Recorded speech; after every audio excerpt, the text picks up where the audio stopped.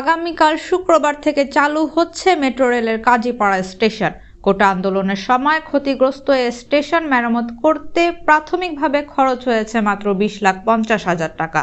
বৃহস্পতিবার বিকেলে Dhaka mass transit company লিমিটেডের প্রধান কার্যালয়ের ব্যবস্থাপনা পরিচালক মোহাম্মদ আব্দুর রউফ বিষয়টি নিশ্চিত করেছেন। তিনি বলেন, আগামীকাল 20 সেপ্টেম্বর থেকে চালু হচ্ছে ক্ষতিগ্রস্ত কাজীপাড়া মেট্রো রেল স্টেশন। ক্ষতিগ্রস্ত মিরপুর 10 মেট্রো রেল স্টেশনও দ্রুত চালুর জন্য উদ্যোগ গ্রহণ করা হয়েছে।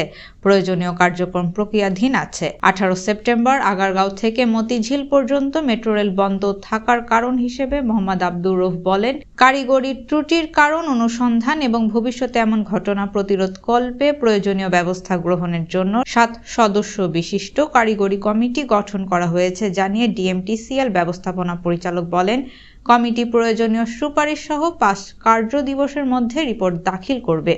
এ সময় তিনি আরো বলেন, 20 সেপ্টেম্বর থেকে শুক্রবার ট্রেন চলাচল শুরু হচ্ছে। এদিন দুপুর 3:30 থেকে রাত 9টা পর্যন্ত উত্তরা উত্তর থেকে মতিঝিল রুটে এবং দুপুর 3:50 থেকে রাত 9:40 পর্যন্ত মতিঝিল থেকে উত্তরা উত্তর রুটে 12 মিনিট হেডওয়েতে মেট্রো রেল বাণিজ্যিকভাবে চলাচল করবে।